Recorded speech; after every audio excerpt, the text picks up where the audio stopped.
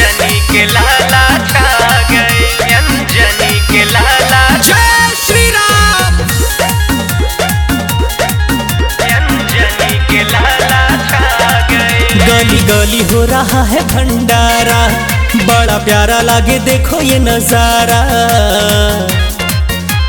जय श्री राम। गली गली हो रहा है भंडारा, बड़ा प्यारा लागे देखो ये नजारा।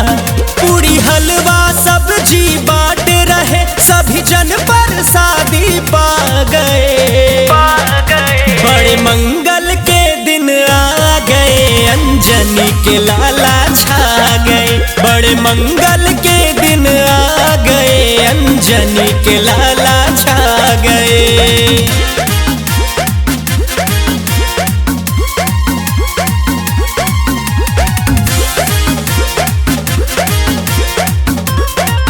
अंजनी के लाला छा गए, अंजनी के लाला छा गए। ये जलवा देखो भक्ति का, बजरंग बली के शक्ति का।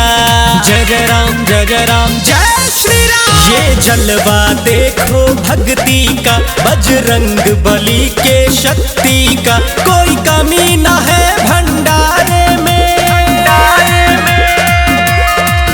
कोई कमी न है भंडारे में। जब हनुमत भोग लगा गए, बड़े मंगल के दिन आ गए, अंजनी के लाला छा गए।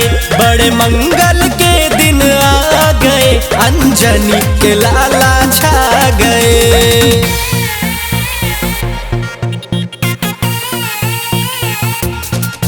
बड़े मंगल के दिन आ गए, आ गए, आ गए। अंजनी के लाला छा गए। हर गली धूम भंडारे की, श्री हनुमत के जयकारे की। जय श्री राम, जय श्री राम। हर गली धूम भंडारे की, श्री हनुमत के जयकारे की। आनंद अतुल कुलदीप कहे, आनंद अतुल कुलदीप कहे। राम नाम की अलख जगा गए, बड़े मंगल के दिन आ गए, अंजनी के लाला छा गए। बड़े मंगल के दिन आ गए, अंजनी के लाला